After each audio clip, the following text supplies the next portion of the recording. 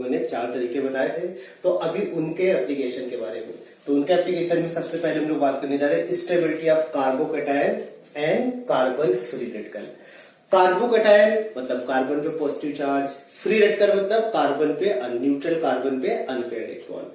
तो दोनों में कॉमन बात क्या है? कार्बोकैटायन और फ्री रेडिकल में कॉमन बात ये है, दोनों के ऑक्टेट इनकम्प्लीट है, दोनों ही क्या है? इलेक्ट्रॉन डेफिशिएंट, बिकॉज 8 दोनों कार्बोकैटायन है तो वैलेंस शेल में कितने इलेक्ट्रॉन होंगे?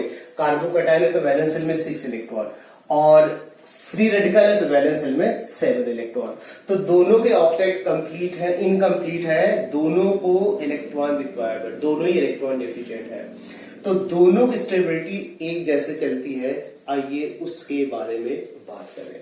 सबसे पहले हम लोग बात करते हैं इंडक्टिव इफेक्ट के बारे में, है ना। इंडक्टिव इफेक्ट, अगर कार्बोकैटायन की स्टेबिलिटी इंडक्टिव इफेक्ट से एक्सप्लेन किया जा रहा है, तो इंडक्टिव इफेक्ट का देखिए क्या रोल है। इंडक्टिव इफेक्ट में अगर प्लस आई फैक्टर है, अगर इंडक्टिव इफेक्ट में प्लस आई फैक्टर है तो स्टेबिलिटी क्या होगा? स्टेबिलिटी बढ़ेगी, है ना। स्टेबिलिटी क्या होगी? बढ़ेगी। फिर से सुन लीजिए, अगर प्लस आई फैक्टर, जितना स्ट्रॉन्ग प्लस आई होता जाएगा, चाहे वो फ्री रेडिकल हो या फिर बात करें कार्बोकैटायन हो, अगर प्लस आई वाला फैक्टर है तो स्टेबिलिटी क्या होगी? बढ़ेगी। माइनस आई फैक्टर है, माइनस आई फैक्टर है तो स्टेबिलिटी क्या होगी? डिक्रीज होगी। माइनस आई फैक्टर है तो स्टेबिलिटी क्या होगी? डिक्रीज होगी। माइनस आई फैक्टर है तो स्टेबिलिटी डिक्रीज होगी, राइट। स्टेबिलिटी कब बढ़ेगी? प्लस वाले फैक्टर स्टेबिलिटी बढ़ाएंगे, माइनस वाला। यही चीज यहां पर हाइपर कंजुगेशन, हाइपर कंजुगेशन बोले तो, हाइपर कंजुगेशन बोले तो अल्फा हाइड्रोजन, अल्फा हाइड्रोजन का नंबर जितना ज्यादा होगा, हाइपर कंजुगेशन ज्यादा होगा, और हाइपर कंजुगेशन ज्यादा होगा तो स्टेबिलिटी ज्यादा होगा। तो हाइपर कंजुगेशन 2 तरीके के बताए थे, एक नॉर्मल, यानी सिर्फ एस से डिनोट करते हैं हाइपर कंजुगेशन को। जो नॉर्मल होता है प्लस एच होता है, प्लस एच क्या करता है? स्टेबिलिटी को बढ़ाता है, प्लस वाला एच वाला फैक्टर जो होगा वो स्टेबिलिटी है। हाइपर कंजुगेशन का मतलब बोले तो अल्फा हाइड्रोजन, बोले तो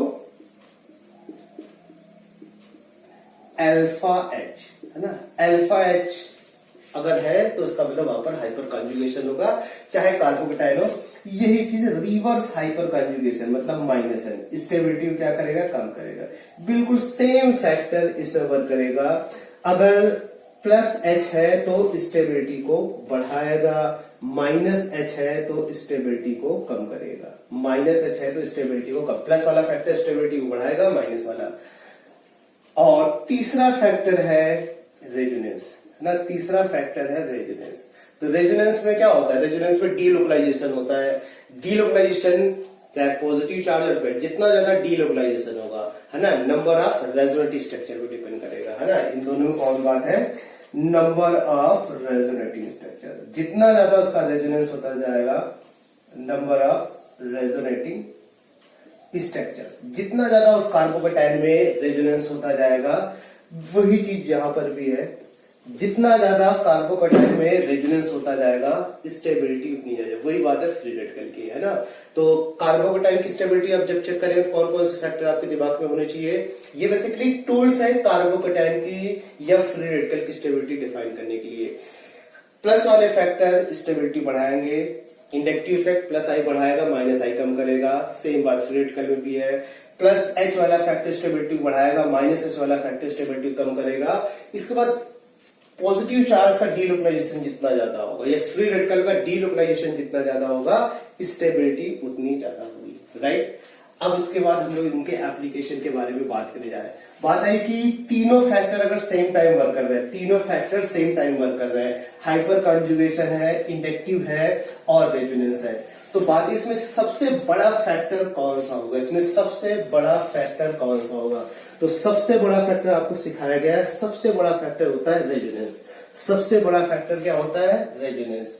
रेजोनेंस, फिर इसके बाद कौन सा फैक्टर आता है? फिर इसके बाद हाइपर कंजुगेशन। सबसे छोटा कौन सा होता है? इंडक्टिव। याद करिए मैंने आपको बताया था, हाइपर रेजोनेंस सबसे बड़ा, रेजोनेंस सबसे बड़ा, फिर हाइपर कंजुगेशन और कितना सा इंडक्टिव इफेक्ट, राइट। तो हम लोग बात करते हैं स्टेबिलिटी आप, ये रिलेशन है बेसिकली, ये रिलेशन आपको याद रखना है, स्टेबिलिटी ऑफ कार्बोकैटायन और कार्बन फेटकल दोनों को एक साथ में, इसलिए दोनों, और नॉर्मली दोनों की स्टेबिलिटी एक जगह एक जैसे वर्क करती है। तो हम लोग बात करते हैं चार्ज। ऑलरेडी मैं आपको बता ही चुका हूं, इसको इसकी जरूरत नहीं है, वो ऑलरेडी मैंने आपको बता रखा है, बिना इसके लिए आप पढ़ सकते हैं। सीधे इसके एप्लीकेशन पे हम लोग बात करते हैं, सीधे एप्लीकेशन पे हम लोग इसके बात करते हैं। बस एक बात आपके दिमाग में होना चाहिए, चार्ज न्यूट्रलाइज होगा, चार्ज न्यूट्रलाइज होगा तो सिस्टम स्टेबलाइज होगा, और चार्ज अगर इंटेंसिफाइड होगा तो सिस्टम डिस्टेबलाइज होगा। आप ऐसे इस तरीके से समझ सकते हैं, कार्बन पे पॉजिटिव चार्ज है और यहां पर जो भी ग्रुप अटैच्ड है, कार्बन पे पॉजिटिव चार्ज है और जो भी ग्रुप अटैच्ड है वो कैसा है, इलेक्ट्रॉन विथड्रॉइंग ग्रुप, है ना। कौन सा हो सकता है, माइनस आई हो सकता है या फिर माइनस एच हो सकता है। इसी तरीके से कार्बोकैटायन से जो भी ग्रुप अटैच्ड है, इलेक्ट्रॉन रिलीजिंग ग्रुप अटैच, ये क्या होगा, प्लस आई और प्लस एच। तो इसमें ये क्या, ये शेयर करा इलेक्ट्रॉन, कौन खींच रहा है, ये ग्रुप खींच रहा है, माइनस है तो खींच रहा है, इलेक्ट्रॉन अगर इससे दूर जाएगा तो बताइए क्या होगा, पॉजिटिव चार्ज बढ़ेगा, कब होगा, इलेक्ट्रॉन मतलब नेगेटिव चार्ज दूर जा रहा है तो इसका मतलब पॉजिटिव चार्ज बढ़ेगा, इसका मतलब इससे पॉजिटिव चार्ज, और कोई सा भी चार्ज बढ़ेगा तो सिस्टम कैसा होगा, डिस्टेबल। इलेक्ट्रॉन से खींचा जा रहा है तो पॉजिटिव चार्ज और बढ़ेगा, पॉजिटिव चार्ज बढ़ेगा तो सिस्टम डिस्टेबलाइज होगा। तो इस केस में क्या होगा, गेट डिस्टेबलाइज, इस केस में डिस्टेबलाइज हो जाएगा, डिस्टेबलाइज। देखिए बेसिक कॉन्सेप्ट बहुत अच्छे से क्लियर होना चाहिए, तभी आप क्वेश्चन को अच्छे से हैंडल कर पाएंगे, अच्छे से अटेम्प्ट कर पाएंगे। यही चीज इलेक्ट्रॉन रिलीजिंग ग्रुप, इसका काम क्या है, इलेक्ट्रॉन को कार्बोकैटायन के पास मिला रहा है, इलेक्ट्रॉन का मतलब नेगेटिव चार्ज को कार्बोकैटायन पॉजिटिव चार्ज के पास मिला रहा है, तो पॉजिटिव चार्ज क्या होगा, पॉजिटिव चार्ज न्यूट्रलाइज होगा, न्यूट्रलाइज होगा यानी कि सिस्टम स्टेबलाइज होगा। तो यहां पर क्या होगा, गेट स्टेबलाइज। तो ये दो फैक्टर आपको याद रखने हैं, प्लस वाला फैक्टर होगा। तो अब बात आई इन दोनों में से H और I वाला फैक्टर है, तो सबसे पहले हम H से देखेंगे। अगर हाइपर कंजुगेशन से ही सिस्टम स्टेबलाइज हो रहा है, मतलब हाइपर कंजुगेशन से डिफरेंस आ रहा है, तो वहीं से आंसर हो जाए I की जरूरत नहीं पड़ेगी। जब हाइपर कंजुगेशन नहीं है या फिर हाइपर कंजुगेशन सेम है तब इंडक्टिव इफेक्ट, यानी जब भी कंपैरिजन की बात आती है हमेशा कंपैरिजन अनकॉमन पार्ट से होता है। तो इसके बहुत सारे एग्जांपल डिस्कस करते हैं। सबसे पहले हम लोग एग्जांपल की बात करने जा रहे हैं।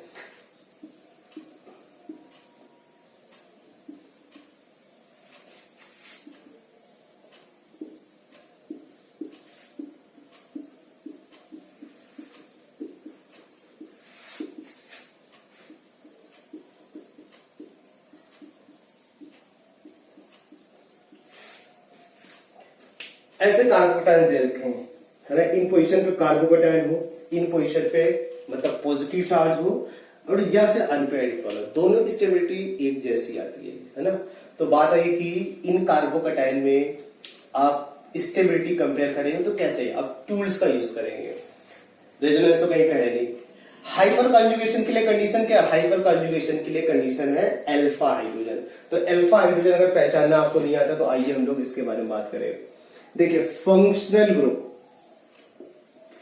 ग्रुप क्या क्या हो सकता है, फंक्शनल ग्रुप जो नॉर्मल फंक्शनल ग्रुप होते हैं, एल्कोहल हुआ, एमाइन हुआ, इसके बाद क्लोरीन हुआ, COOH हुआ, डबल बॉन्ड हुआ, C2C डबल बॉन्ड हुआ, C2C ट्रिपल बॉन्ड हुआ ना, ये सारे आपके फंक्शनल ग्रुप की कैटेगरी में आ जाएंगे, है ना। इसके बाद दूसरा इसमें कैटेगरी क्या है, दूसरी कैटेगरी इसमें है पॉजिटिव चार्ज हो, नेगेटिव चार्ज हो या फिर अनपेयर्ड इलेक्ट्रॉन हो। इनको भी हम लोग एज ए फंक्शनल ग्रुप, जितने भी फंक्शनल ग्रुप आपने IUPAC नाउन के लेक्चर में पढ़े हैं वो तो हमें कंसीडर करना ही है। डबल ट्रिपल बॉन्ड में हम लोग फंक्शनल ग्रुप के तरीके कंसीडर करते हैं, एज वेल एज हम लोग कार्बोकैटायन, कार्बोनाइन और फ्री रेडिकल, इनको भी एज ए फंक्शनल ग्रुप के तरीके ट्रीट करेंगे जब हमें अल्फा कार्बन या हाइड्रोजन देखना होगा। तो अगर इनमें से कोई सा भी है तो इससे जो डायरेक्टली अटैच्ड कार्बन होगा वो कार्बन कैसा होगा, अल्फा कार्बन होगा। अल्फा कार्बन से directly attach beta carbon, beta से जो डायरेक्टली अटैच होगा गामा, और गामा से जो डायरेक्टली अटैच होता है वो डेल्टा। इसके बाद ओमेगा होता है, उसकी जरूरत ही नहीं पड़ती, बस इतना ही सफिशिएंट। जो सबसे ज्यादा यूज में आने वाला है अल्फा। तो फंक्शनल ग्रुप से डायरेक्टली अटैच कार्बन एटम को अल्फा बोलेंगे, अल्फा से जो डायरेक्टली अटैच होगा उसे बीटा बोलेंगे, बीटा से जो डायरेक्टली अटैच होगा उसे गामा, गामा से जो डायरेक्टली अटैच होगा डेल्टा, और डेल्टा से जो डायरेक्टली अटैच होगा ओमेगा बोला जाता है। फिलहाल इसकी रिक्वायरमेंट नहीं है। तो आपका मतलब यहां पर किससे है? Alpha hydrogen. तो अल्फा कार्बन से एसोसिएटेड हाइड्रोजन, अल्फा कार्बन से एसोसिएटेड हाइड्रोजन को अल्फा हाइड्रोजन बोलेंगे, अल्फा कार्बन से एसोसिएटेड हाइड्रोजन को अल्फा हाइड्रोजन। एक दो बातें अल्फा हाइड्रोजन के रिगार्डिंग है, वो आप देख लीजिए। कौन सी बातें हैं वो देख लीजिए। पहली बात, जो अल्फा कार्बन होगा only sp3 hybridized carbon atom C atom considered as a alpha carbon। याद रखिएगा sp3 हाइब्रिडाइज ये कार्बन है, तभी इसका सिग्निफिकेंस होगा जो हम लोग बात करने जा रहे हैं। इसमें sp3 हाइब्रिडाइज कार्बन होना चाहिए। मतलब कैसा होना चाहिए? Singly bonded carbon. ये तो हमारे मतलब है, लेकिन अगर कहीं पर डबली बॉन्डेड कार्बन बनना है अल्फा कार्बन, तो वो हमारे मतलब का नहीं है। ट्रिपली बॉन्डेड कार्बन बनना है अगर कहीं पर अल्फा कार्बन, तो वो हमारे मतलब का नहीं है। तो याद रखिएगा sp3 हाइब्रिडाइज कार्बन होगा तभी वो अल्फा कार्बन के तरीके अपना फंक्शन देगा। ये आइए दूसरा पॉइंट के बारे में बात करें। अगर इस तरीके का केस है, अल्फा कार्बन कुछ इस तरीके से है, याद रखिएगा।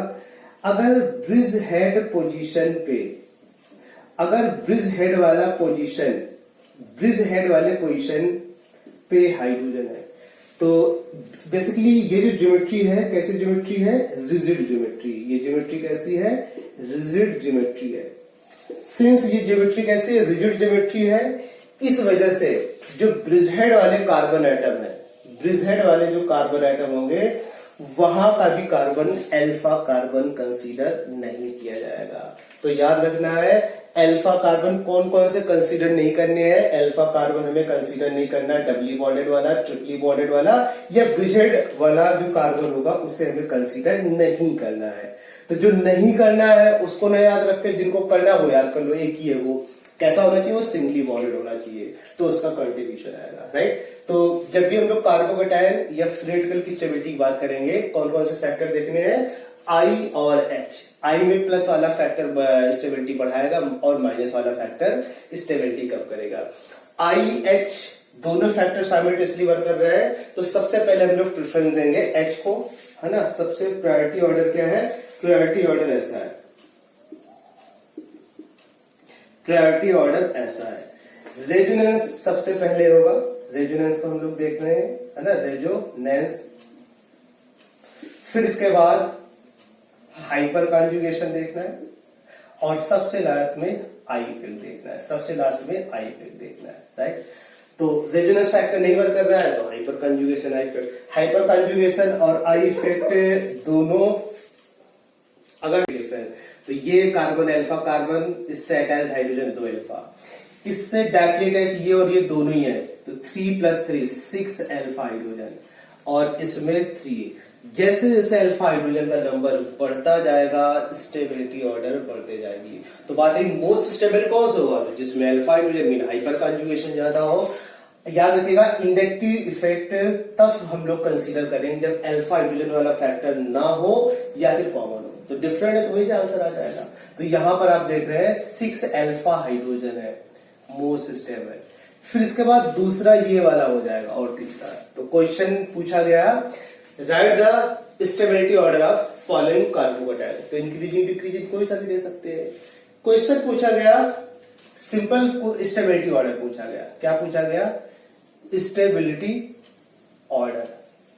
आपने आंसर दे दिया, जो सेकेंड वाला है सबसे ज्यादा स्टेबल, फिर इसके बाद फर्स्ट वाला और इसके बाद थर्ड वाला, सेकेंड फिर थर्ड होगा और इसके बाद फर्स्ट होगा। अगर इसको आप फर्स्ट ले ले, सेकेंड ले ले और इसको थर्ड ले ले, राइट। क्वेश्चन पूछा गया right the stability order of following carbocation on the basis of I effect, on the basis of I effect, I effect के बेसिस पे आपको स्टेबिलिटी ऑर्डर देना है। तो आई में चेक करें, जितने भी एल्काइल ग्रुप होते हैं क्या होते हैं, सारे सारे प्लस आई इफेक्ट देते हैं।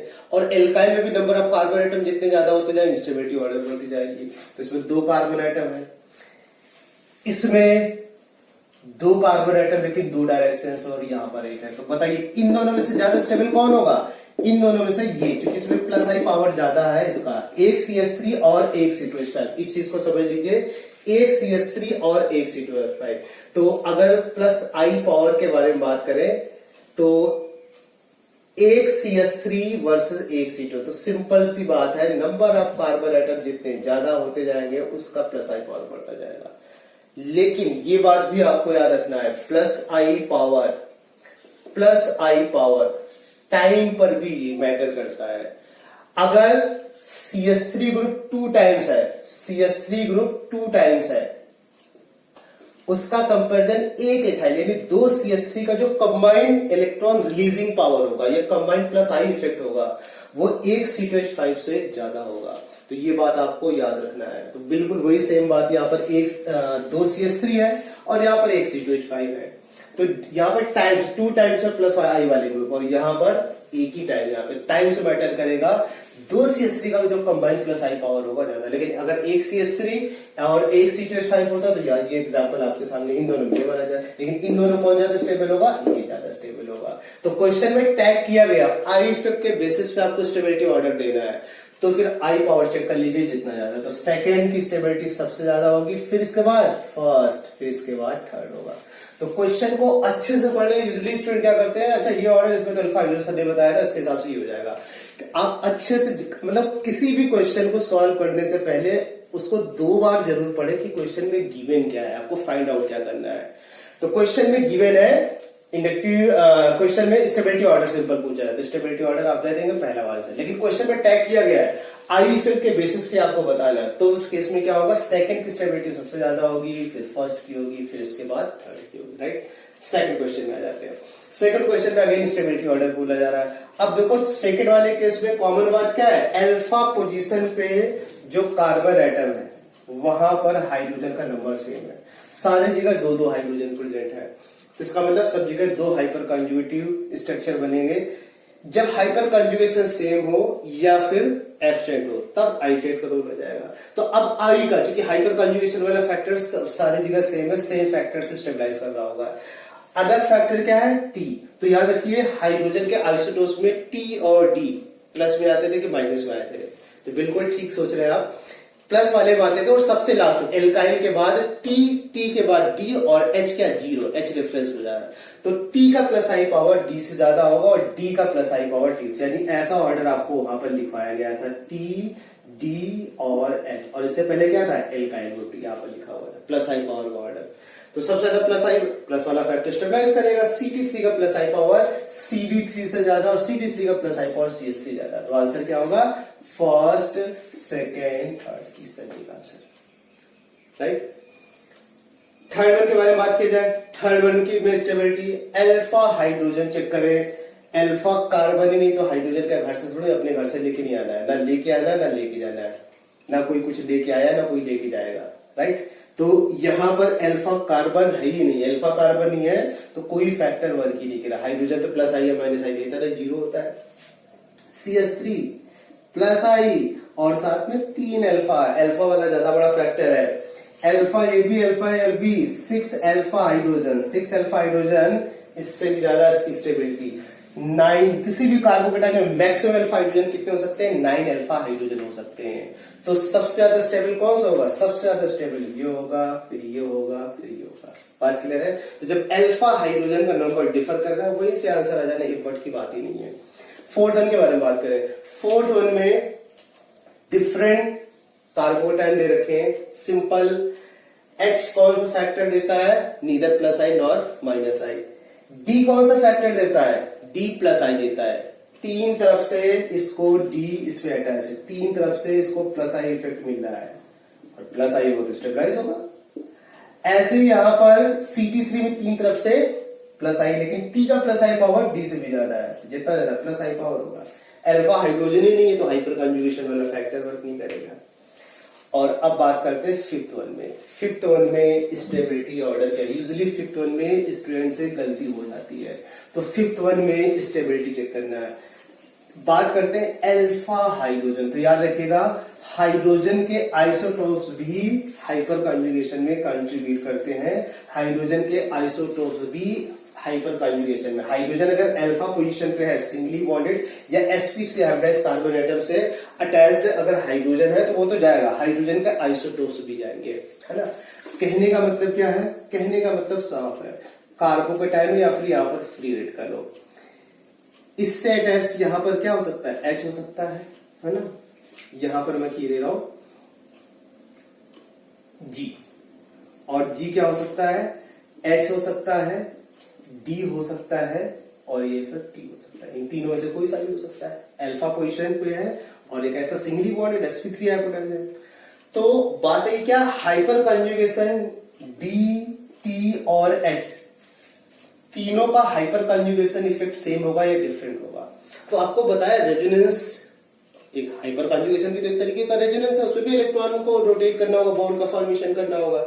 वही चीज यहां पर भी अब कर रहे हैं। तो इसमें भी क्या कर रहे हैं हम लोग को? बॉन्ड को ब्रेक करना पड़ेगा।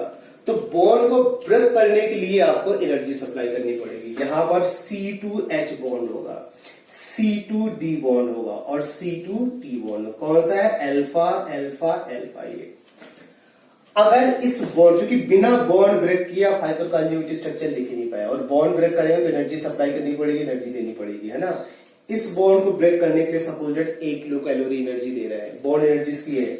इस बॉन्ड को ब्रेक करने के लिए C और इसका D है ये, है ना। तो बॉन्ड एनर्जी का ऑर्डर क्या होगा? सबसे वीकर बॉन्ड, सबसे कम एनर्जी A वाले की होती है, फिर इसके बाद B वाले की होगी, फिर T वाले की होगी, है ना। फिर इसके बाद A, B और इसको C कर दे, C वाले की होगी। तो हर इंसान आउटपुट मैक्सिमम चाहता है, किसी भी काम का आउटपुट मैक्सिमम चाहता है, बट काम कम से कम करना चाहता है। तो वही चीज हाइपर कंजुगेटिव स्ट्रक्चर तीनों में लिखना है, जिसमें जितनी कम एनर्जी देने पे उसका हाइपर कंजुगेटिव स्ट्रक्चर बन जाए, स्टेबिलिटी उतनी ज्यादा होगी। तो सबसे कम एनर्जी इसमें देनी पड़ेगी, फिर इसके इसमें देनी पड़ेगी, फिर तो contribution towards hyper conjugation, contribution towards hyper conjugation.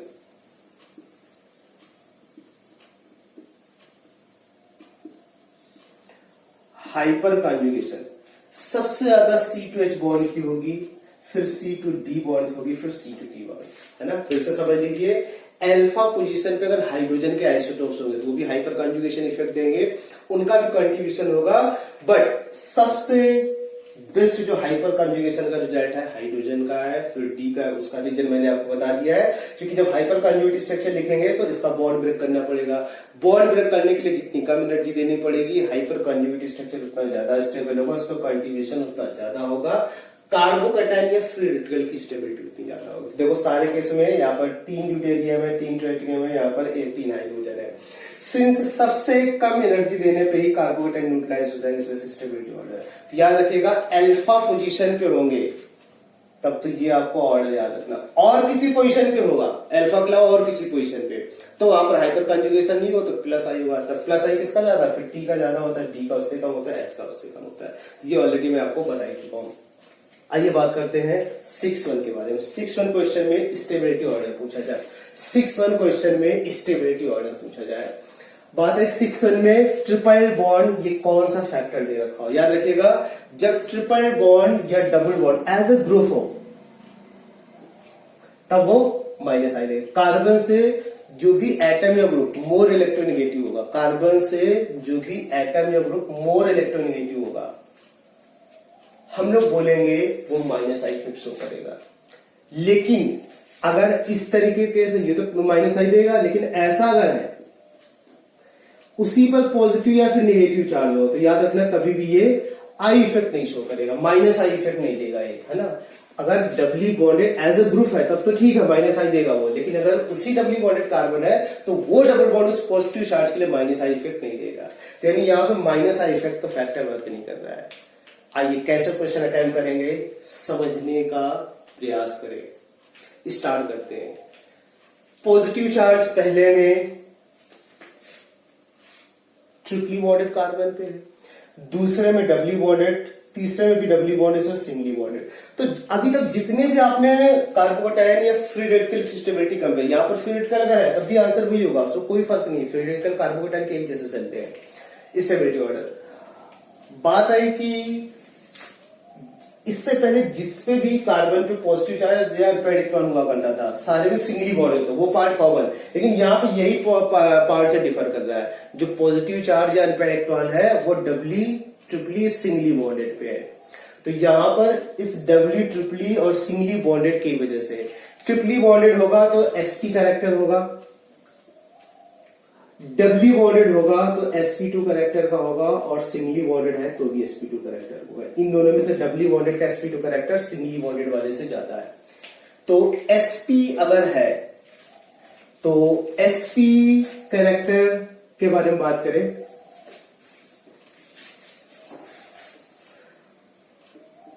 Percentage of s character directly proportional होता है electronegativity.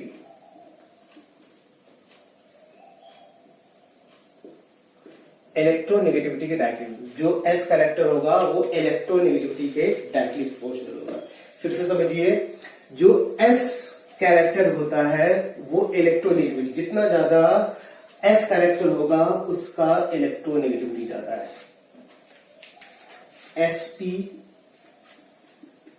sp2, sp3, percentage of s character 50, 33.3 percentage, 25%। s character जितना ज्यादा होगा इलेक्ट्रोनेगेटिविटी उतनी ज्यादा होगी। सबसे ज्यादा इलेक्ट्रोनेगेटिविटी किसकी होगी? इसकी होगी, फिर उससे कम इसकी होगी, और सबसे कम किसकी होगी? इसकी। तो जैसे जैसे s कैरेक्टर बढ़ता जाएगा इलेक्ट्रोनेगेटिविटी बढ़ती जाएगी। इलेक्ट्रोनेगेटिविटी बढ़ने से क्या होगा? नेगेटिव चार्ज होल्ड करने की टेंडेंसी बढ़ेगी। s कैरेक्टर कम होगा तो इलेक्ट्रोनेगेटिविटी कम होगी। हम लोगों ने इसके अंदर पॉजिटिव इलेक्ट्रोपॉजिटिव कैरेक्टर ज्यादा, उसके अंदर पॉजिटिव चार्ज बियर करने की टेंडेंसी सबसे ज्यादा होगी। तो s कैरेक्टर बढ़ने से क्या होगा? नेगेटिव चार्ज बियर करने की टेंडेंसी सबसे ज्यादा होगी। नेगेटिव चार्ज बियर करने की टेंडेंसी कम होती चली जाएगी। नेगेटिव चार्ज बियर करने की टेंडेंसी सबसे कम इसकी होगी। s कैरेक्टर बढ़ने से पॉजिटिव चार्ज, इसका जस्ट रिवर्स हो जाएगा। s कैरेक्टर जितना ज्यादा होगा पॉजिटिव चार्ज बियर करने की टेंडेंसी उतनी कम होगी। s कैरेक्टर जितना कम होगा पॉजिटिव चार्ज बियर करने की, s कैरेक्टर जितना कम होगा पॉजिटिव चार्ज बियर करने की टेंडेंसी उतनी ज्यादा होगी। बात क्लियर है? तो यहां पर s कैरेक्टर सबसे ज्यादा इन दोनों s कैरेक्टर से है और इसमें सबसे कम है। तो जितने मोर इलेक्ट्रोनेगेटिव एटम पे s कैरेक्टर सबसे ज्यादा मोर पॉजिटिव चार्ज है, स्टेबिलिटी इस ऑर्डर के हिसाब से जितने मोर इलेक्ट्रोनेगेटिव स्टेबिलिटी उतनी कम होगी ना। ये स्टेबिलिटी का ऑर्डर है ये। तो इसमें इस पॉजिटिव यानी इसकी स्टेबिलिटी ऑर्डर अगर हम लोग देंगे तो स्टेबिलिटी ऑर्डर सबसे लास्ट है, फर्स्ट की तो सबसे लास्ट में, और ये सिंगली बॉन्डेड है तो फोर्थ की सबसे ज्यादा होगी। फिर से समझ लीजिए, फर्स्ट और फोर्थ में अगर कंपेयर करें, कैसे कंपेयर करें? s कैरेक्टर फर्स्ट में सबसे ज्यादा, लास्ट में सबसे कम। s कैरेक्टर ज्यादा होगा तो पॉजिटिव चार्ज या अनपेयर्ड इलेक्ट्रॉन बियर करने की टेंडेंसी कम होगी, स्टेबिलिटी लेस होगी। तो that's why first stability list है। सबसे कम s कैरेक्टर, सबसे ज्यादा पॉजिटिव चार्ज या अनपेयर्ड होल्ड करने की tendency, that's why fourth stability सबसे ज्यादा होगी। इन दोनों बात किया, दोनों कॉमन बात है, डबली बॉन्डेड एटम पे पॉजिटिव चार्ज है, डबली बॉन्डेड एटम, ये पॉइंट कॉमन हो गया। इसके बाद जो इसमें ये डबल बॉन्ड है, ये देखो ये एज ए ग्रुप हो गया, तो एज ए ग्रुप होगा तो माइनस आई देगा, एज ए ग्रुप होगा तो माइनस आई देगा। माइनस आई क्या करता है? कार्बोकैटायन फ्रेक्टल को डिस्टेबलाइज करता है, जबकि यहाँ पर कोई ऐसा ग्रुप ही नहीं। तो यहाँ पर माइनस आई वजह से ये ज्यादा लेस स्टेबल है, यानी कि सेकेंड क्या होगा, फिर इसके बाद इसमें थर्ड होगा। बात क्लियर है? तो डबली और ट्रिपली बॉन्डेड कार्बन एटम पे, सिंगली बॉन्डेड पे अगर पॉजिटिव चार्ज है या अनपेयर्ड इलेक्ट्रॉन है तो स्टेबिलिटी ऑर्डर ऐसा आएगा। बात कंपेयर करते हैं। अभी कार्बोकैटायन की स्टेबिलिटी हम लोग रेजोनेंस वाला फैक्टर कंसीडर कर रहे हैं, तो सबसे बड़ा फैक्टर कौन सा होता है? रेजोनेंस होता है। आइए कंपेयर करते हैं। तीनों में कॉमन बात क्या है? तीनों में ही रेजोनेंस है। तीनों में कॉमन बात क्या है? तीनों में ही रेजोनेंस का। अनकॉमन बात क्या है? वहीं से कंपैरिजन होगा स्टेबिलिटी। बात है सबसे ज्यादा रेजोनेटिव स्ट्रक्चर इसमें, फिर इसमें, फिर इसकी कंजुगेशन इसमें। तो सबसे ज्यादा स्टेबल तो इसे क्या बोलते हैं? प्रीवियस वीडियो लेक्चर में बताया गया था, ट्रोपाइलियमाइन। क्या बोलते हैं इसे? ट्रोपाइलियमाइन बोलते हैं इसे। तो ट्रोपाइलियमाइन में कितने रेजोनेटिव स्ट्रक्चर बनेंगे? तो वेदर पॉजिटिव या नेगेटिव चार्ज अगर एंटायर रिंग में डीलोकलाइज करेगा तो जितने उस रिंग में एटम होंगे उतने ही उसके रेजोनेटिव स्ट्रक्चर होंगे। तो इसके 7 रेजोनेटिव स्ट्रक्चर होंगे, इसके 5 रेजोनेटिव स्ट्रक्चर्स होंगे, इसके 3 रेजोनेटिव स्ट्रक्चर होंगे। तो मोस्ट स्टेबल कौन सा होगा? ट्रोपाइलियमाइन होगा। अब इन दोनों में से क्या इसकी स्टेबिलिटी इसके बाद आएगी? आंसर है नहीं। क्यों नहीं है? आइए उसके बारे में समझते हैं। देखो इलेक्ट्रॉन का जब डीलोकलाइजेशन होता है तो हकल साहब ने ऑब्जर्व किया गया था, नॉर्मल देखो इलेक्ट्रॉन का डीलोकलाइजेशन होगा, इलेक्ट्रॉन घूमेगा तो उसकी एनर्जी लॉस होगी। एनर्जी लॉस होगी तो सिस्टम स्टेबलाइज होगा। किसी भी सिस्टम की एनर्जी के स्टेबिलिटी के साथ रिलेशन क्या है? Inversely proportional. जितना ज्यादा सिस्टम की एनर्जी होगी स्टेबिलिटी उतनी लेस है। इलेक्ट्रॉन जब घूमेगा तो उसको काम करना पड़ेगा, काम करेगा तो सिस्टम से एनर्जी निकलेगी, सिस्टम स्टेबलाइज होगा। तो यही बोला जाता है कि जितने ज्यादा रेजोनेटिव स्ट्रक्चर होंगे स्टेबिलिटी ज्यादा होती है। जनरल रिलेशन ऐसा भी है। लेकिन इसमें हकल साहब ने ये ऑब्जर्व किया था कि जिसमें 4n+2 पाई कैटेगरी का इलेक्ट्रॉन का डीलोकलाइजेशन साइक्लिक सिस्टम में हो रहा है तो उसकी स्टेबिलिटी, जितना स्टेबिलिटी हम लोग एक्सपेक्ट कर रहे होते हैं उससे ज्यादा स्टेबल हो जाता है। यही चीज अगर किसी भी सिस्टम में 4n पाई इलेक्ट्रॉन का डील, जितना हम लोग सोचते हैं कि उसकी स्टेबिलिटी उतनी रिलेटिवली उतना ही मैग्नीट्यूड से वो डिस्टेबलाइज हो जाता है ना, उतने ही मैग्नीट्यूड से वो डिस्टेबलाइज हो जाता है। तो इस वाले फैक्टर में डीलोकलाइजेशन के साथ एरोमेटाइजेशन हो रहा है, डीलोकलाइजेशन के साथ एरोमेटाइजेशन हो रहा है। पॉजिटिव चार्ज अगर थ्रू आउट रिंग में डीलोकलाइज कर रहा है तो ऑड नंबर रिंग होनी चाहिए, 3, 7 या फिर 3, 7, इसके बाद क्या बताया था? 11। ये 3 केस एरोमेटिक होगा और 5, 9, 13 का केस है। इसमें भी देखिए ऑड नंबर में है। उस केस में नेगेटिव चार्ज का डीलोकलाइजेशन होगा तो वो एरोमेटिक होगा। तो पॉजिटिव चार्ज के लिए कंडीशन क्या? 3, 7, 11 एरोमेटिक होगा। साइक्लिक सिस्टम में नेगेटिव चार्ज की डीलोकलाइजेशन 5, 9, 13 तो वो एरोमेटिक होगा। तो यहां पर ये क्या है? ए है, एंटी एरोमेटिक, लीस्ट स्टेबल। इसमें स्टेबिलिटी ऑर्डर पूछा जाए, फर्स्ट, फिर थर्ड, फिर इसके बाद सेकंड हो जाएगा, राइट। 9th के बारे में बात करें, इन 9th में स्टेबिलिटी ऑर्डर आपको देना है, दे दीजिए। जितना नंबर आप रेजोनेटिव स्ट्रक्चर होगा स्टेबिलिटी उतनी ज्यादा होगी। आंसर है मैक्सिमम नंबर 10, 7, 5। आंसर होगा 3 की स्टेबिलिटी सबसे ज्यादा, फिर 2, फिर इसके बाद 1। चलिए बात करते हैं 10 नंबर में। इसमें रेजोनेंस है, इसमें रेजोनेंस, इसमें रेजोनेंस। कौन सा रेजोनेंस है? यस, याद करिए, ये वाला रेजोनेंस। कौन सा है? ये वाला, मतलब डांसिंग रेजोनेंस। डांसिंग रेजोनेंस का कंट्रीब्यूशन बेंजीनिक से, फिनाइल से भी ज्यादा होता है, इसलिए इसकी स्टेबिलिटी ज्यादा होगी। इन दोनों में इसके 5 है, इसके 2 है, इसकी स्टेबिलिटी ज्यादा होगी, राइट। अब हम लोग बात करने वाले हैं 11 नंबर में। 11 नंबर में ट्रोपाइलियमाइन, ट्राई फिनाइलिक कार्बोकैटायन, है ना, ट्राई बेंजीलिक कार्बोकैटायन, सॉरी सिर्फ ट्राई बेंजीलिक कार्बोकैटायन बोलते हैं। और थर्ड वन में क्या है? Try cyclopropyl methyl carbocation. तो चेक करें रेजोनेंस किसमें, इसमें भी रेजोनेंस, इसमें भी रेजोनेंस, में कॉमन बात हो गई रेजोनेंस। डांसिंग रेजोनेंस किसमें है? यस, थर्ड वन में डांसिंग रेजोनेंस है। और एक नहीं, 2 नहीं, 3 तरफ से dancing resonance, 3 ring directly attach है। इस वजह से क्योंकि स्ट्रेन सबसे बड़ा फैक्टर है, रेजोनेंस भी बड़ा फैक्टर कौन सा है? स्ट्रेन। स्ट्रेन चूंकि इसमें रिलीव होगा जब इसका रेजोनेटिव स्ट्रक्चर आप देखेंगे, इस वजह से थर्ड की स्टेबिलिटी सबसे ज्यादा है।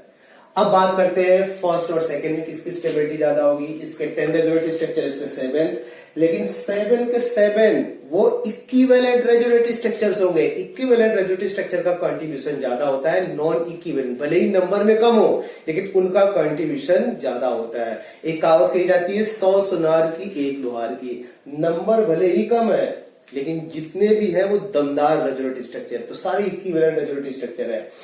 एक बार अगर डीलोकलाइजेशन होना स्टार्ट हुआ तब तो ये अपनी आप की भी नहीं सुनता, तब तक रोटेट करता जाएगा जब तक किसी, यानी कि 7 रेजोनेंट स्ट्रक्चर जब तक नहीं बन जाएंगे तब तक डीलोकलाइज करेगा। इसमें आल्दो बनेंगे 10, लेकिन इसमें सेम टाइम तीनों रिंग से रेजोनेंस नहीं ले सकता है, तो इस डबल बॉन्ड से लेगा या इससे लेगा या फिर ये साइमल्टेनियसली तीनों रिंग से ले नहीं सकता है। तो इसके पास आप बोल सकते हैं 3 वेज है रेजोनेंस में जाने के, जबकि इसके पास एक ही वे है और 7 रेजोनेंट स्ट्रक्चर बनेंगे। ये रीजन है फर्स्ट, यानी ट्रोपाइलियम आयन की स्टेबिलिटी ज्यादा होगी इसके रिस्पेक्ट में ट्राइबेंजीलिक कार्बोकटायन से। इनमें कंपेयर किया जाए, normally resonance versus hyper conjugation में हाइपर कंजुगेशन वीक फैक्टर होता है, हाइपर कंजुगेशन रेजोनेंस सेम होगा। लेकिन हाइपर कंजुगेशन का नंबर बढ़ता जाए तो रेजोनेंस से भी वो एक्सीड कर सकता है, उसका कंट्रीब्यूशन रेजोनेंस से भी ज्यादा हो सकता है। तो मैक्सिमम अल्फा हाइड्रोजन, किसी भी कार्बोकटाइड के लिए मैक्सिमम अल्फा हाइड्रोजन कितने हो सकते हैं? 9 अल्फा हाइड्रोजन। इस वजह से इसकी स्टेबिलिटी क्या होगी? मैक्सिमम होगी। इसी तरीके से इसमें बात किया जाए, इसमें रेजोनेंस है, इसमें रेजोनेंस, इसमें रेजोनेंस है, तो सबसे ज्यादा स्टेबल कौन सा होगा? सबसे ज्यादा रेजोनेंस किसमें? सबसे ज्यादा इसमें 7 रेजोनेंट स्ट्रक्चर, 7 रेजोनेंट स्ट्रक्चर के सबसे ज्यादा स्टेबिलिटी, यानी फोर्थ की स्टेबिलिटी सबसे ज्यादा होगी, फोर्थ की स्टेबिलिटी सबसे ज्यादा होगी। अब बात आई 1 और 2 में कंपैरिजन किया जाए, इसके 5, लेकिन 9 हाइपर कंजुगेटेड नंबर इतना ज्यादा हो गया कि ये ओवर कर चुका है इसके स्टेबिलिटी से, है ना, ओवरकम कर चुका है इसके स्टेबिलिटी से। तो 4 के बाद 1 हो जाएगा, फिर इसके बाद सेकंड हो जाएगा, क्योंकि इसमें 2 ही रेजोनेंट स्ट्रक्चर है इसलिए थर्ड हो जाएगा। मतलब हाइपर कंजुगेशन का कंट्रीब्यूशन देखो इन दोनों से एक्सीड कर रहा है, ये चीज आपको याद होनी चाहिए ना ऑर्डर में, ये कि अगर ऐसा केस है तो, क्योंकि मैक्सिमम अल्फा हाइड्रोजन केस इससे ज्यादा अल्फा हाइड्रोजन कार्बोकटाइल पॉसिबल 9, तो 9 नंबर ऑफ इसमें अल्फा हाइड्रोजन नंबर इतना ज्यादा हुआ, number of hyper conjugated structure इतने ज्यादा है, इसकी स्टेबिलिटी रियल रेजोनेंस से भी एक्सीड कर गई। बात क्लियर है? तो ओवरऑल अगर स्टेबिलिटी ऑर्डर इन सारी चीजों से अगर कैलकुलेट किया जाए तो ओवरऑल स्टेबिलिटी ऑर्डर क्या होगा, आइए इसके बारे में बात करते हैं। इस कार्बोकटाइल का अगर हमें स्टेबिलिटी ऑर्डर अरेंज करना है तो कैसे करेंगे, आइए। सबसे ज्यादा stable, maximum number of dancing resonance, है ना, क्योंकि स्ट्रेन सबसे बड़ा फैक्टर है, इस वजह से सबसे ज्यादा स्ट्रेन ये होगा। फिर ट्रोपाइलियम आयन आएगा, ट्रोपाइलियम आयन इसमें भी स्टेबिलिटी कंपेयर करती हुआ थी। अब एक में 2 बेंजीन है और एक, तो आपको पता है रेजोनेंस में 3 मेंबर रिंग का कंट्रीब्यूशन एक बेंजीन से ज्यादा होगा, है ना। इसमें कंट्रीब्यूशन टुवर्ड्स रेजोनेंस की बात करें, 3 मेंबर्ड अगर साइक्लिक सिस्टम है तो उसका कंट्रीब्यूशन पीएस से ज्यादा। ये रीजन है कि 2 और 2 में इसका कंट्रीब्यूशन को पहले ले, फिर अगर एक होगा तो इससे ज्यादा होगा। अब एक चीज याद रखना, अभी भी कुछ देर पहले मैंने डिस्कस किया था, अल्फा हाइड्रोजन का नंबर अगर 9 होगा तो इसकी स्टेबिलिटी बेंजीलिक कार्बोकटाइल से भी ज्यादा हो जाएगी। सिमिलरली ऑर्डर लिखेंगे 2 डिग्री, इसके बाद फिर 1 डिग्री में CH3 पॉजिटिव चार्ज, कार्बन पे नेगेटिव चार्ज हो या फिर पॉजिटिव चार्ज हो, चार्ज बढ़ेगा तो सिस्टम डिस्टेबलाइज होगा, चार्ज न्यूट्रल होगा, डिस्पर्स करेगा तो सिस्टम क्या होगा, स्टेबलाइज होगा। तो वो सारे फैक्टर जो कि चार्ज को डिस्पर्स करे, न्यूट्रलाइज करे, सिस्टम स्टेबलाइज होगा। वो सारे फैक्टर जो कि चार्ज को इंटेंसिफाइड करे, सिस्टम डिस्टेबलाइज होगा। तो इस वाले केस में क्या देखो, इलेक्ट्रॉन खींचा जा रहा है, नेगेटिव चार्ज खींचा है तो नेगेटिव चार्ज वेटेड कम होगा, यानी उस केस में क्या होगा, ये स्टेबलाइज हो जाएगा। कार्बन आयन क्या होगा, स्टेबलाइज हो जाएगा। कार्बन पे नेगेटिव चार्ज है, इलेक्ट्रॉन रिलीजिंग ग्रुप, मतलब वो +H या +I कोई सा भी हो सकता है, प्लस वाला फैक्टर वहां पे है। तो इलेक्ट्रॉन ऑलरेडी उसके पास है और दूसरे सोर्स से भी इलेक्ट्रॉन आ रहा है, मतलब एक तो करेला ऊपर से नीम पे चढ़ेला, एक तो ऑलरेडी उस पे नेगेटिव चार्ज है और इलेक्ट्रॉन रिलीजिंग ग्रुप आने की वजह से नेगेटिव चार्ज और बढ़ने लगेगा। तो हम लोग बोलेंगे यहाँ पर कार्बन आयन क्या होगा, डिस्टेबलाइज होगा, यानी नेगेटिव चार्ज बढ़ेगा, सिस्टम डिस्टेबलाइज होगा। तो कार्बन आयन से एसोसिएटेड ग्रुप माइनस वाला अगर है तो स्टेबलाइज करेगा, कार्बन आयन से एसोसिएटेड ग्रुप अगर प्लस वाला है तो स्टेबलाइज करेगा, राइट। स्टेबिलिटी में H और I की बात करें अगर आई वाला फैक्टर है तो प्लस वाले फैक्टर डिस्टेबलाइज कर रहा है, माइनस वाले फैक्टर क्या कर रहा है, स्टेबलाइज कर रहा है, राइट। एग्जाम्पल लेते हैं, हाइपर कंजुगेशन यहां पर रिवर्स वाला ही कंसीडर किया जाएगा, कार्बोनाइन में रिवर्स हाइपर, ये चीज याद रखिएगा। तो इनमें से पूछा जा रहा है इन दोनों में ज्यादा स्टेबल कौन सा है, इन चारों में स्टेबिलिटी ऑर्डर आपको अरेंज करना है। तो चेक करें, सबसे ज्यादा दो डायरेक्शन से प्लस आई, इसमें क्या है, एक डायरेक्शन से प्लस आई, यहां पर एक डायरेक्शन, यहां पर कोई ऐसा फैक्टर नहीं है। तो एक CH3 एक C2H5 का प्लस आई पावर ज्यादा होगा। दो CH3 और एक C2H5 के बारे में बात करें तो दो CH3 का जो कंबाइंड प्लस आई पावर होता है एक C2H5 से ज्यादा होता है। तो इसका प्लस आई पावर ज्यादा होगा, इस वजह से लीस्ट स्टेबल भी होगा। इसमें कोई ऐसा ग्रुप नहीं अटैच क्योंकि आई इफेक्ट दे सके, इसलिए इससे क्या होगा, मोस्ट स्टेबल। इन दोनों में चूंकि इसका प्लस C2H5 का प्लस आई पावर ज्यादा होता है, C3 स्टेबिलिटी ऑर्डर ऐसा हो जाएगा। प्लस आई का जो डिक्रीजिंग ऑर्डर होगा वही स्टेबिलिटी का भी डिक्रीजिंग ऑर्डर। तो इसमें सबसे एक तो आई है ही नहीं, यहां पर प्लस आई सबसे कम सबसे ज्यादा स्टेबल, फिर उससे ज्यादा प्लस आई रिलेटिव स्टेबिलिटी, सबसे ज्यादा प्लस आई लीस्ट स्टेबल केस हो गया, राइट। इनके बारे में बात किया जाए, अगेन यहां पर हम लोग चेक करें, कार्बोनाइन में चूंकि हम लोग हाइपर कंजुगेशन कंसीडर, मतलब प्लस एस तो होता नहीं है, तो सिंपल आई इफेक्ट चेक करें, चाहे इस पोजीशन पे हो या इस पोजीशन पे, उससे कोई फर्क नहीं पड़ेगा। यानी सेकंड क्वेश्चन को इससे हम लोग रिलेट करेंगे, अब ये क्वेश्चन में आगे लिखने वाला हूं। तो सबसे ज्यादा प्लस आई पावर इसका होता है, फिर उससे कम, फिर उससे कम, जितना ज्यादा प्लस आई पावर स्टेबिलिटी उतनी कम होगी। यही चीज इसमें अगर 5 नंबर में ऐसा गिवन होता, CT3, CD3 और CH3, तो स्टेबिलिटी ऑर्डर अगर आपको अरेंज करना हो तो क्या होता है, टी का प्लस आई पावर सबसे ज्यादा, फिर उससे कम, जितना कम प्लस आई पावर होगा स्टेबिलिटी उतनी ज्यादा होगी, मीन स्टेबिलिटी ऑर्डर ऐसा होता है। थर्ड वन के बारे में बात करें, अभी कुछ देर पहले एस कैरेक्टर के बारे में बात कर रहे थे। एस कैरेक्टर, क्योंकि यहां पर देखो जितने भी क्वेश्चंस मैंने लिखे हैं सारे कौन बात है, जिसपे भी नेगेटिव चार्ज है वो सिंगली बॉन्डेड आइटम है। यहां पर जिसपे नेगेटिव चार्ज वही वैरी कर रहा है, triply bonded, doubly bonded, singly bonded. तो यहीं से आपको कंपैरिजन मिल जाएगा। नेगेटिव चार्ज सबसे ज्यादा होल्ड करने की टेंडेंसी किसमें होगी, क्योंकि इसका sp कैरेक्टर है, sp हमने से स्टेट है, sp2 है इन दोनों केस में, और इसमें sp3। एस कैरेक्टर जैसे जैसे बढ़ता जाएगा नेगेटिव चार्ज होल्ड करने की टेंडेंसी बढ़ती जाएगी। ये रीजन है। स्टेबिलिटी ऑर्डर कैसा होगा, स्टेबिलिटी ऑर्डर सबसे ज्यादा most stable first one, least stable कौन सा होगा, लीस्ट स्टेबल, इसमें स्टेबिलिटी ऑर्डर फर्स्ट वन सबसे ज्यादा स्टेबल, लीस्ट स्टेबल कौन सा होगा, सिंगली बॉन्डेड वन। और अब चेक करें 2 और 3 में, तो डबल बॉन्ड इतना पार्ट तो कॉमन हो गया, अनकॉमन पार्ट से कंपैरिजन होगा। अनकॉमन पार्ट में ये जो डबल बॉन्ड है क्या कर रहा है, माइनस आई दे रहा है, ये डबल बॉन्ड क्या कर रहा है, माइनस आई देगा, माइनस आई देगा तो क्या करेगा, स्टेबलाइज करेगा, स्टेबलाइज करेगा तो थर्ड स्टेबिलिटी 2 से ज्यादा होगी, 1 3 2 4 ऐसा ऑर्डर हो जाएगा। बात क्लियर है। अभी हम लोग बात करें फोर्थ वन के बारे में। फोर्थ वन में स्टेबिलिटी कंपेयर करना है, बताइए फोर्थ वन में स्टेबिलिटी कैसे कंपेयर करें, कुछ आइडिया आ रहा है।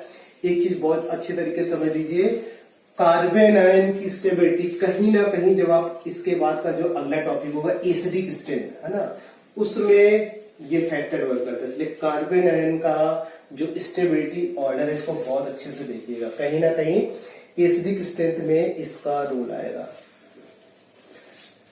CF3 CCl3 कौन ज्यादा स्टेबल है, माइनस आई इफेक्ट की अगर हम लोग बात करें, फ्लोरीन का ज्यादा Cl से, माइनस आई इफेक्ट ज्यादा होगा तो क्या होगा, स्टेबिलिटी ज्यादा होगी, ऑब्वियस सी बात है। तो क्या ये ज्यादा स्टेबल होना चाहिए, आंसर है नो। क्यों, आइए इसके बारे में धीरे से चर्चा करते हैं। कैसे चर्चा करते हैं, धीरे से।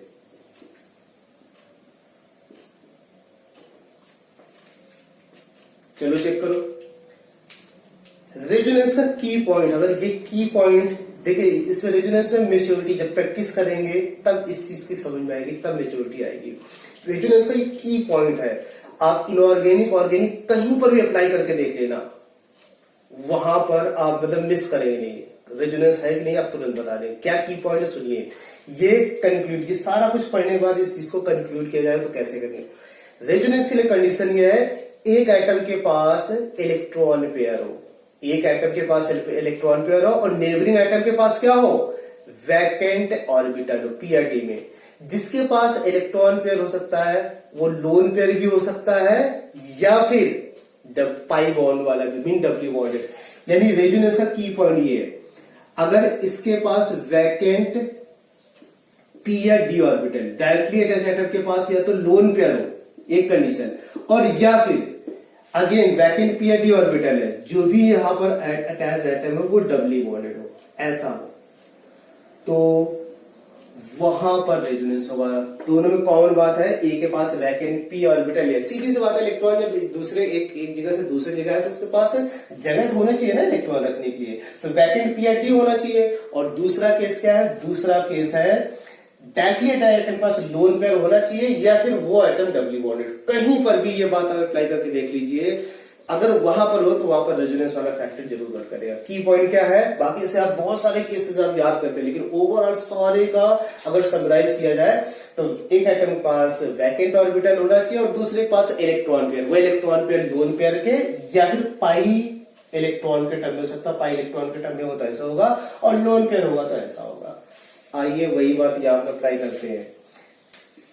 Carbon and Cl vacant D orbital, और एक नहीं दो नहीं पूरे 5 डी ऑर्बिटल वैकेंट है। जबकि यहां पर अगर आप लोग बात करें, यहां पर इसका वैलेंस सेल सेकेंड सेल है, कंप्लीटली फिल्ड है सारे ऑर्बिटल। तो फ्लोरीन के केस में तो रेजोनेंस नहीं है, बट Cl के केस में रेजोनेंस होगा। ये क्या होगा, इसमें कोऑर्डिनेट कर दिया जाए, इसमें कोऑर्डिनेट कर दिया जाए। सबसे बड़ा फैक्टर सिंस रेजोनेंस का है, इस वजह से ऐसा आंसर हो जाएगा। बात क्लियर है।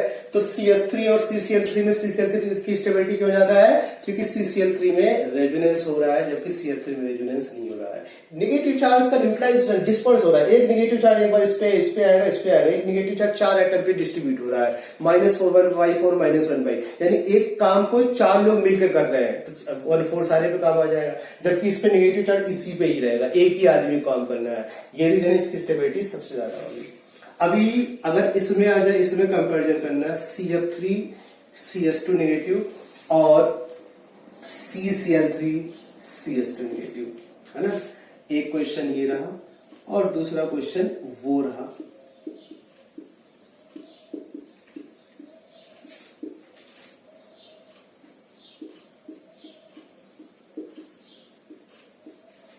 चलिए सबसे पहले इन दोनों की बात करते हैं। 6th क्वेश्चन के बारे में बात की जाए। 6th क्वेश्चन के बारे में बात करेंगे, कार्बन आयन की स्टेबिलिटी कंपेयर करना है। सिंपल से बात किया, रेजोनेंस तो कहीं पे है नहीं, रेजोनेंस कहीं पे नहीं है, तो ये फैक्टर कौन सा देगा, ये फैक्टर CF3 -i इफेक्ट देगा, ये भी फैक्टर -i देगा। किसका -i, सीरीज मैंने आपको +i -i दोनों लिखवा रखी, सीरीज में CF3 सबसे पहले था, इस वजह से इसका -i पावर उससे ज्यादा होगा, यानी कि इन दोनों में इसकी स्टेबिलिटी ज्यादा होगी। Know if and but. बात क्लियर है। अच्छे से देखते हैं ना, 4, 5, 6 को रिलेट करते जा रहा है यहाँ पे, जिसपे negative directly fluorine chlorine attach है, इसके बाद उससे अटैच कार्बन एटम, फिर इसको नेक्स्ट एटम के पास है ये। तो अब बात करते हैं 5th वन में कौन ज्यादा स्टेबल होगा। तो आपके दिमाग में चल रहा होगा CF3, इसका -i इफेक्ट दे रहा है, ये भी -i इफेक्ट दे रहा है। -i इफेक्ट की बोले बात करें या i इफेक्ट की, डिस्टेंस डिपेंडेंट, जितने पास में होगा उसका इफेक्ट उतना ज्यादा होगा। CF3 ज्यादा पास में, इसका इफेक्ट ज्यादा। CF3 यानी -i से भी ज्यादा बड़ा फैक्टर कौन सा, yes, reverse hyper conjugation. Alpha position पे अगर फ्लोरीन हो या क्लोरीन हो, याद करिए अल्फा पोजीशन पे फ्लोरीन या क्लोरीन, बेस्ट रिजल्ट फ्लोरीन के केस में मिलता है, Cl फिर इसके बाद लिया। तो यहां पर रिवर्स हाइपर कंजुगेशन, दोनों जगह रिवर्स हाइपर कंजुगेशन है, तो रिवर्स हाइपर कंजुगेशन का मैग्नीट्यूड किसका ज्यादा होगा, आंसर फ्लोरीन का मैग्नीट्यूड ज्यादा होगा, क्योंकि नेगेटिव चार्ज यहां पर एक बार फ्लोरीन में आएगा एक केस में और दूसरी जगह Cl पे आएगा, तो F पे नेगेटिव चार्ज होल्ड करने की टेंडेंसी ज्यादा है, इस वजह से इसके हाइपर कंजुगेटिव स्ट्रक्चर की स्टेबिलिटी ज्यादा हो, इसकी लेस होगी। ये रीजन है कि ये ज्यादा। चेक करते हैं इन दोनों में से ज्यादा स्टेबल, नेगेटिव चार्ज पे भी रेजोनेंस है, नेगेटिव चार्ज पे भी रेजोनेंस है, दोनों में कॉमन बात नेगेटिव। रेजोनेटिव स्ट्रक्चर किसमें ज्यादा होंगे, रेजोनेटिव स्ट्रक्चर, सिंस इसमें कंजुगेशन ज्यादा, इसमें रेजोनेटिव स्ट्रक्चर। लेकिन एक और चीज इसमें हो रही है, एक एक्स्ट्रा फैक्टर और वर्क कर रहा है जो कि इसको कहीं ज्यादा स्टेबलाइज कर रहा है। किसके रिस्पेक्ट में, इसके रिस्पेक्ट में। कौन सा फैक्टर है, ये नेगेटिव, आप याद करिए, लोन पेयर ऑफ इलेक्ट्रॉन अगर रेजोनेंस में है तो वो lone pair as a pi electron की तरीके कंसीडर किया जाएगा। तो ये क्या है, 2 पाई इलेक्ट्रॉन की तरीके कंसीडर किया जाएगा। और 2 पाई बॉन्ड, टोटल कितने इलेक्ट्रॉन का डीलोकलाइजेशन हो रहा है? तो आंसर है 6 पाई इलेक्ट्रॉन का डीलोकलाइजेशन। सिस्टम कैसा हुआ? एरोमेटिक हुआ। चलिए नेक्स्ट के बारे में बात किया जाए। ये भी लोन पेयर रेजोनेंस में है, कहीं पर नेगेटिव चार्ज है, अंडरस्टूड है उसके पास एक लोन पेयर तो होनी होना है। ये नेगेटिव चार्ज इस डबल बॉन्ड से रेजोनेंस लेगा, इस डबल बॉन्ड के साथ है, यानी कि ये भी पाई इलेक्ट्रॉन की तरीके ट्रीट करेगा। इस डबल बॉन्ड के साथ अगर रेजोनेंस ले रहा है, कितने पाई इलेक्ट्रॉन का डीलोकलाइजेशन है? 4 पाई इलेक्ट्रॉन का डीलोकलाइजेशन है। ऑर्गेनिक केमिस्ट्री का सबसे ज्यादा अनस्टेबल कंपाउंड कौन सा होता है? एंटी एरोमेटिक होता है। प्रीवियस वीडियो लेक्चर में आपको बताया गया ये एंटी एरोमेटिक है, जबकि ये कैसा है? एरोमेटिक है। एरोमेटिक कंपाउंड की स्टेबिलिटी एंटी एरोमेटिक से ज्यादा, यही रीजन इसकी स्टेबिलिटी ज्यादा। इसकी स्टेबिलिटी पे जो डिफरेंस है लार्ज, मतलब एक उधर 0 पे है और एक एकदम हाई है, यानी मिनिमम पे और मैक्सिमम। तो ये मैक्सिमम और मिनिमम वाला केस आ जाएगा, तो इसकी स्टेबिलिटी इनसे ज्यादा होगा। आइए इनके बारे में बात करते हैं। अभी क्या नेगेटिव चार्ज रेजोनेंस में है, नेगेटिव चार्ज रेजोनेंस में है, और रेजोनेंस में है तो जितने ज्यादा रेजोनेटिव स्ट्रक्चर उसकी स्टेबिलिटी उतनी ज्यादा होगी। तो नेगेटिव चार्ज बेंजीन से अटैच्ड जो भी positive charge, negative charge, unpaired electron, lone pair, जो कुछ भी है, कितने स्ट्रक्चर बताए थे मैंने? 5 रेजोनेटिव स्ट्रक्चर, इसके 5 बनेंगे। इसमें हम लोग बात करें, इसमें एक बार नेगेटिव चार्ज इस पोजीशन पे आएगा, फिर यहां पे आएगा, फिर यहां पे आएगा। एक तो ये है ही है, ये 2 3 4, इस बाद यह 5 आएगा, फिर 6 आएगा, फिर 7, इसके 7 रेजोनेटिव स्ट्रक्चर्स बनेंगे। इसके कितने बनेंगे? फिर से चेक करो, 1 2 3 4 5 6 7 8 9 10। देखिए रेजोनेटिव स्ट्रक्चर लिखना इस स्टेज पे आपको नहीं आएगा तो प्रॉब्लम हो सकती है। तो इसके 10 resonative structure, more the number of resonative structure more will be stability, यानी कि इसकी स्टेबिलिटी ज्यादा होगी और ऐसा ऑर्डर आपको मिल जाएगा। सबसे ज्यादा वो, फिर ये, फिर ये। 9th वन के बारे में बात करें, इन दोनों में ज्यादा स्टेबल कौन सा होगा? तो इन दोनों में स्टेबिलिटी ऑर्डर आपको चेक करना है। 2 रेजोनेटिव स्ट्रक्चर, कितने रेजोनेटिव स्ट्रक्चर? केवल 5 रेजोनेटिव स्ट्रक्चर। 5 वर्सेस 2 में इसकी स्टेबिलिटी ज्यादा होगी, इसमें से ये ज्यादा स्टेबल होगा। तो कार्बन आयन की अगर ओवरऑल स्टेबिलिटी ऑर्डर के बारे में बात की जाए तो ओवरऑल स्टेबिलिटी ऑर्डर क्या होगा? आइए हम लोग बात करते हैं। कार्बन आयन का जो ओवरऑल स्टेबिलिटी ऑर्डर होगा वो क्या होगा, आइए उसके बारे में बात करते हैं। तो सबसे ज्यादा जो कार्बन आयन स्टेबल होता है ये वाला, बहुत सारे फैक्टर, रेजोनेंस भी है, 5 रेजोनेटिव स्ट्रक्चर, वो भी इक्विवेलेंट स्ट्रक्चर बन रहे हैं, एरोमेटिसिटी भी है, तो सबसे ज्यादा स्टेबल ये वाला कार्बन आयन है। इसको साइक्लोपेंटाडाइल इनाइल बोलते हैं, साइक्लो पेंटा डाई इनाइल एनाइल सबसे ज्यादा स्टेबल होगा। फिर इसके बाद 3 बेंजीन से जो रेजोनेंस लोगे, ये वाला केस। फिर इसके बाद PH2CH हो जाएगा। फिर इसके बाद एक पीएच वाला। फिर इसके बाद अब डबली ट्रिपली सिंगली की अगर हम लोग बात करें तो ट्रिपली बॉन्डेड कार्बन एटम पे नेगेटिव चार्ज होगा तो उसकी स्टेबिलिटी ज्यादा होगी, ट्रिपली बॉन्डेड। फिर इसके बाद डबली बॉन्डेड कार्बन पे। फिर इसके बाद क्या होगा? फिर इसके बाद प्राइमरी यानी CH3 कार्बन एटम। फिर इसके बाद RCH2, ये भी प्राइमरी में आएगा, ये भी प्राइमरी। फिर इसमें सेकेंडरी आएगा और सबसे लास्ट में टर्सरी वाला। सबसे लास्ट में क्या होगा? टर्सरी। प्राइमरी, सेकेंडरी, टर्सरी का हम लोग बात करें ऐसा ऑर्डर होगा। तो मोस्ट स्टेबल ये है। स्टेबिलिटी ऑर्डर कैसे? ये डिक्रीजिंग ऑर्डर लिख रखा। टर्सरी एल्काइल की स्टेबिलिटी सबसे कम होगा, जबकि इस एनायन का स्टेबिलिटी सबसे ज्यादा है, राइट।